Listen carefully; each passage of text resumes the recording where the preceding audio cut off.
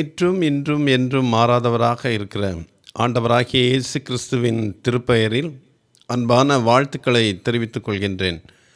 இந்த நாளிலும் ஆண்டவர் நம்மோடு பேசும்படி வேண்டுதல் செய்வோம்.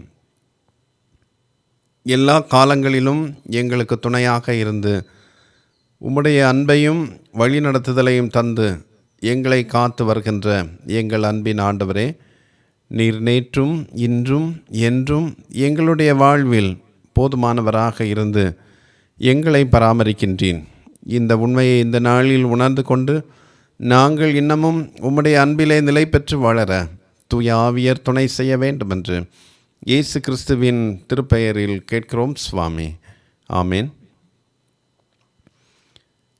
எபேசு திருச்சபைக்கு யோவான் மூலமாக செய்தி சொன்ன ஆண்டவர் வெளிப்படுத்தல் 2ஆம் அதிகாரம் 8ஆம் வசனம் முதல் 11ஆம் வசனம் வரையிலும் சிமிர்னா சபைக்கு தம்முடைய செய்தியை சொல்லுகின்றார். ஆசியாவில் அன்றிருந்த 7 நகரங்களில் மிகவும் அழகான நகரம் சிமிர்னா என்னும் நகரம். சிமிர்னாவுக்கு ஆசியாவின் ஆபரணம், ஆர்னமெண்ட் ஆஃப் ஏஷியா, ஆசியாவின் கிரீடம், க்ரௌன் ஆஃப் ஏஷியா, ஆசியாவின் மலர், ஃப்ளவர் ஆஃப் ஏஷியா என்றெல்லாம் சிறப்பான பெயர்கள் இருந்தன. ஏனெனில் சிமிர்னா ஒரு சிறந்த வியாபார பட்டணம், கடற்கரையின் அருகே அமைந்திருந்தது. இங்கிருந்த துறைமுகம் மிகவும் பாதுகாப்பானது. இத்தகைய சிறப்புகள் கொண்டிருந்த சிமிர்னா திருச்சபையில் துன்பம் மிக மிக அதிகமாக இருந்தது. 10ஆம் வசனத்தில் இன்னமும் துன்பம் வர இருப்பதாக ஆவியானவர் சொல்கின்றார். ஏற்கனவே பாடுகளையும் வேதனையையும் அனுபவித்து கொண்டிருப்பினும் நீ படப்போகிற பாடுகளை குறித்து எவ்வளவும் பயப்படாதே. வர இருக்கிற பாடுகளை பற்றி இந்த வசனத்தில் ஆவியானவர் சொல்கின்றார். இதோ நீங்கள் சோதிக்கப்படும் பொருட்டாக பிசாசானவன் உங்களில் சிலரை காவலில் போடுவான்.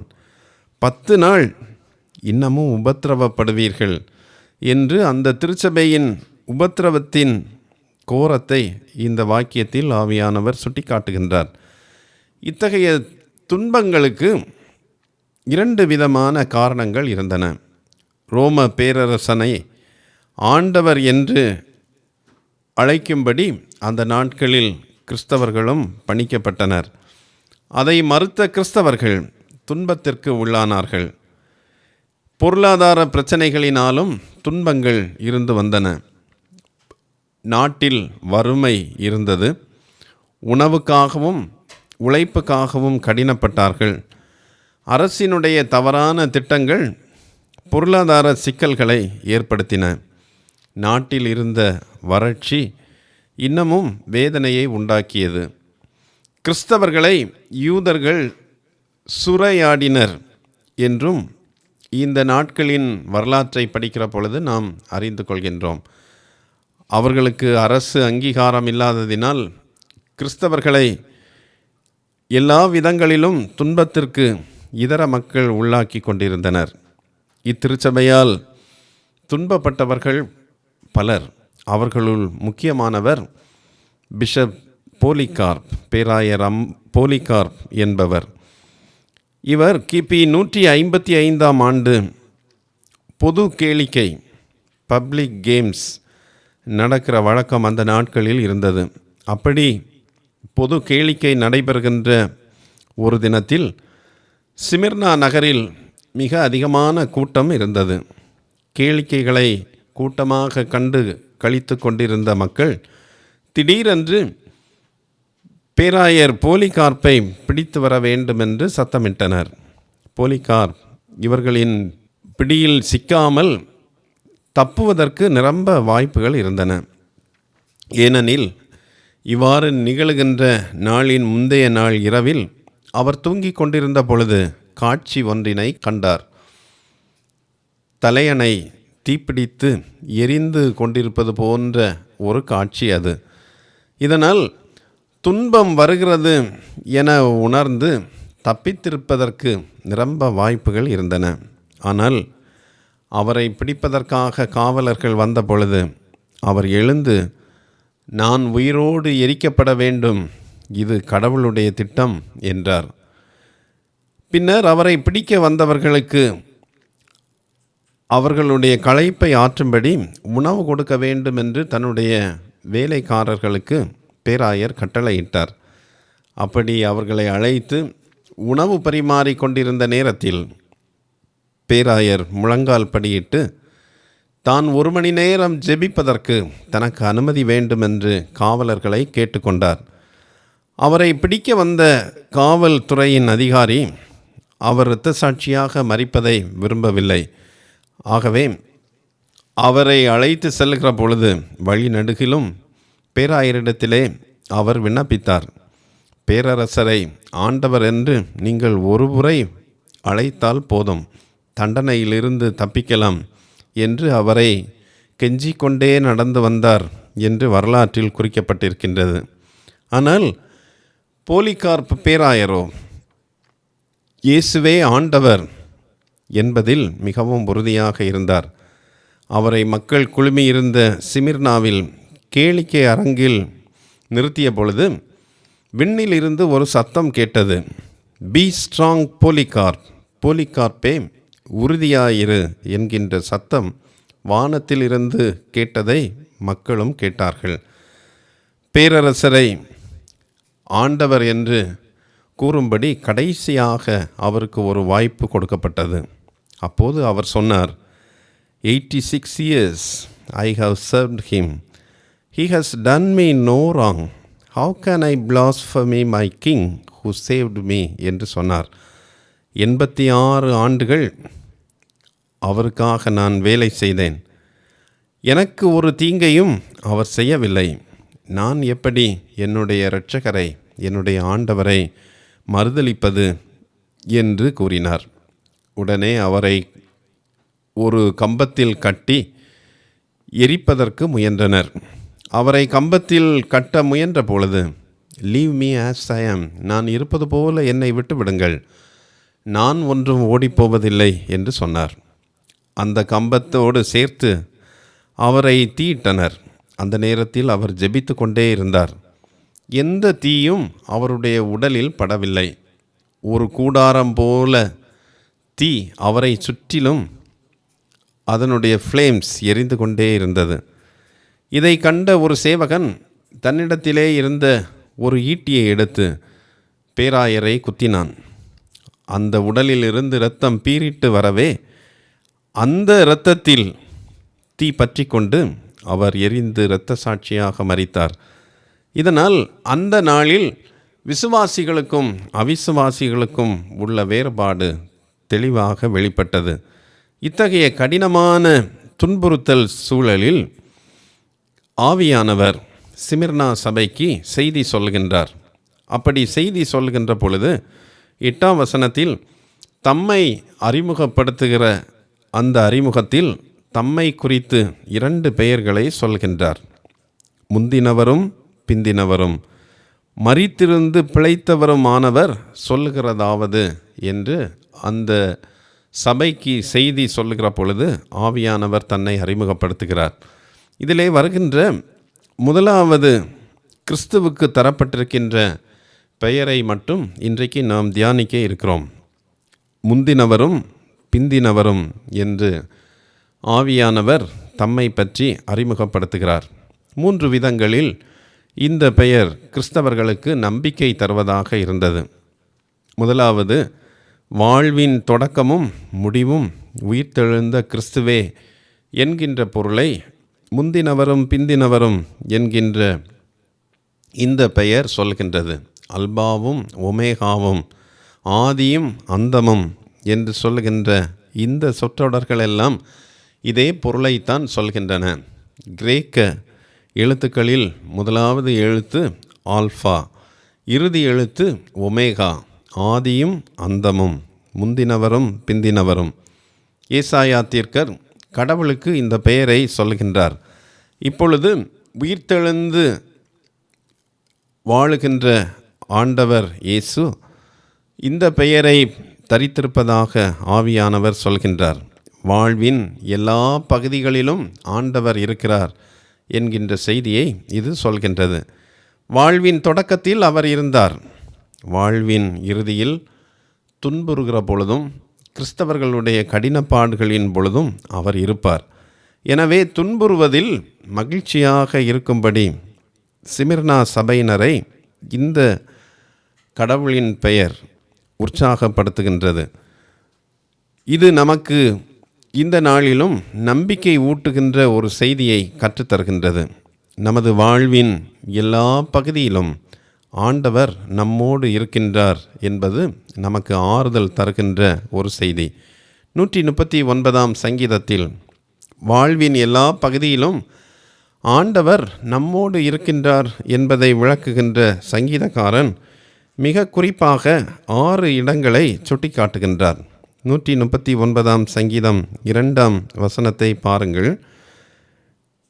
என் உட்காருதலையும் என் எழுந்திருக்குதலையும் நீர் அறிந்திருக்கிறேன், தூரத்திலிருந்து அறிகின்றேன்.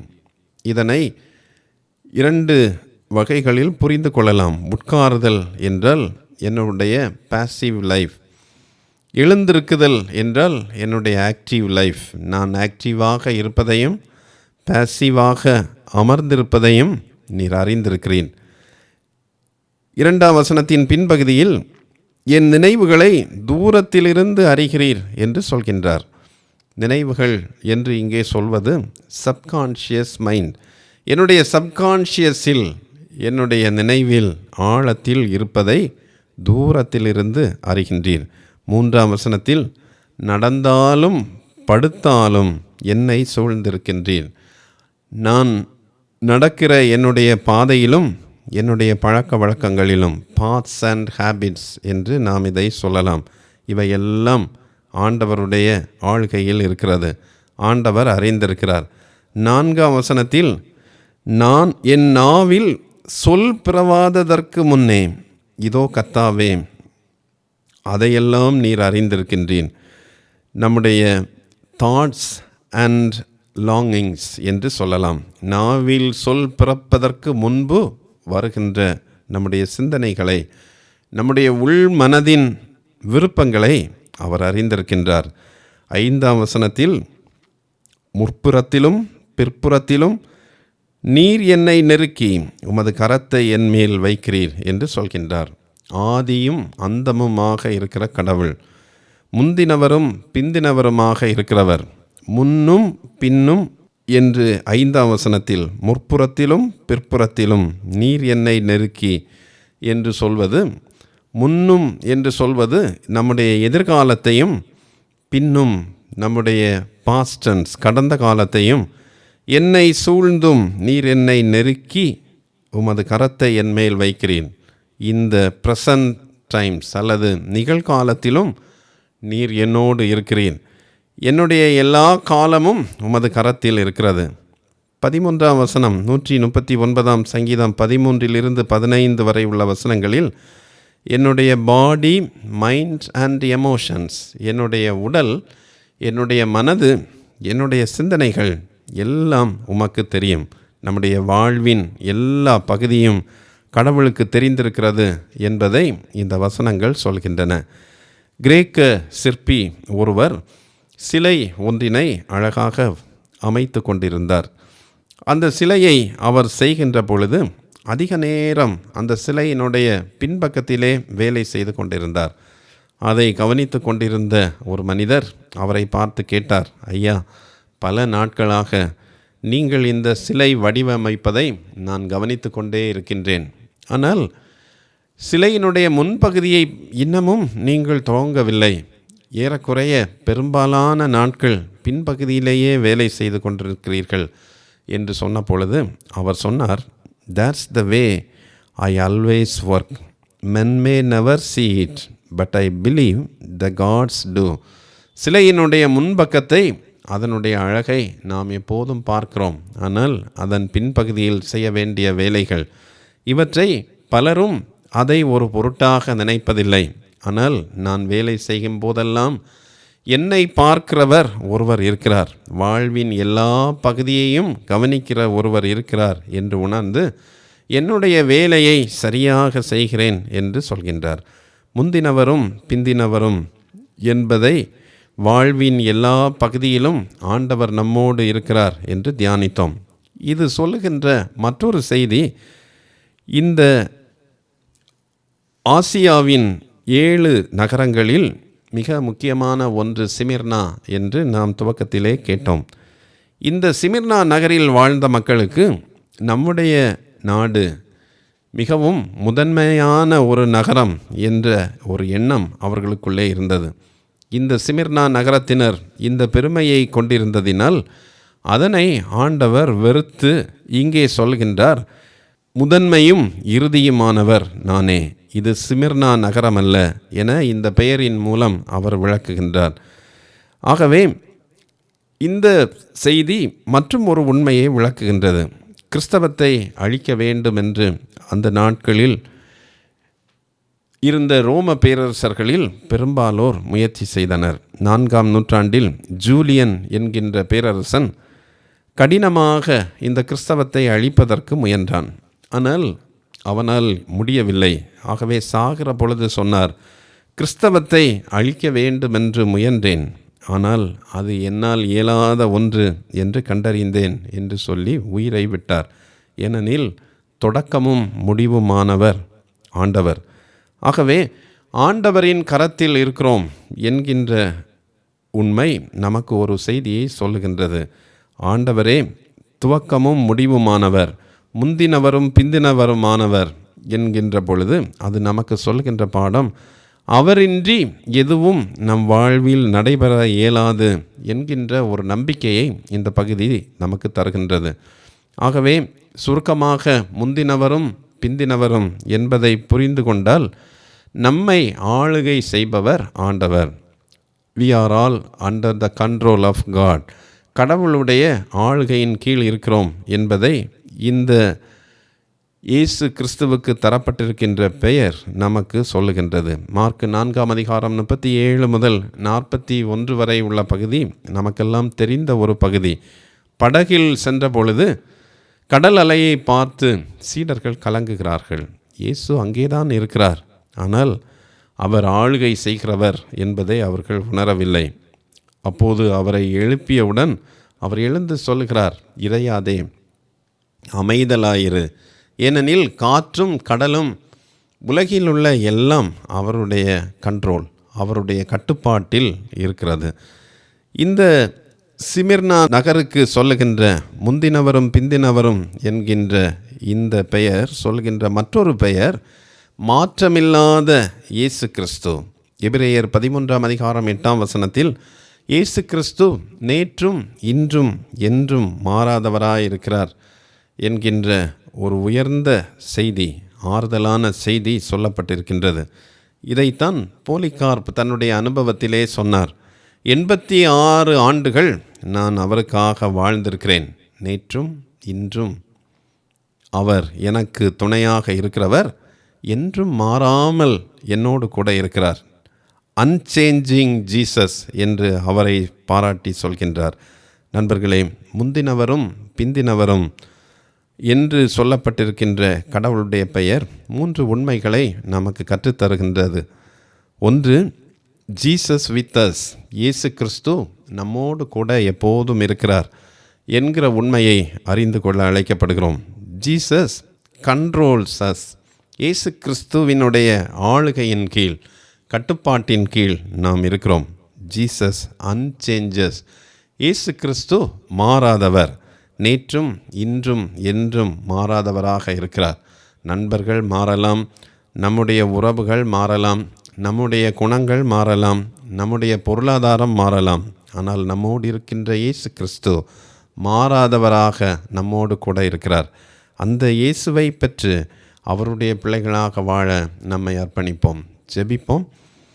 என்றும் மாறாமல் எங்களோடு இருக்கின்ற எங்கள் அன்பின் ஆண்டவரே, நீர் முந்தினவரும் பிந்தினவருமாக இருக்கின்றீர். எங்களுடைய வாழ்வின் தொடக்கமும் உமக்கு தெரியும், முடிவும் தெரியும். இந்த நாட்களில் நாங்கள் வாழ்கின்ற வாழ்க்கையும் உமக்கு தெரியும். எங்களுடைய வாழ்க்கையை முழுவதுமாக கட்டுப்படுத்தி வைத்திருக்கின்றீர். உம்முடைய ஆளுகைக்குள் இருக்கிறோம் என்கிற உறுதியோடு கூட நம்பிக்கையோடு நடந்து செல்ல எங்களுக்கு உதவி செய்ய வேண்டும் என்று ஜெபிக்கிறோம். எங்களுடைய கடின பாடுகள், எங்களுடைய வேதனைகள், கவலைகள், பாரங்கள், பொருளாதார சிக்கல்கள், எல்லாவித சூழ்நிலைகளிலும் உம்மை நேற்றும் இன்றும் என்றும் மாறாதவராக எங்களோடு இருந்து எங்களுக்கு உதவி செய்கிற ஆண்டவராக அனுபவித்து வாழ எங்கள் ஒவ்வொருவருக்கும் உதவி செய்ய வேண்டும் என்று இயேசு கிறிஸ்துவின் பெயரில் கேட்கிறோம் சுவாமி. ஆமேன்.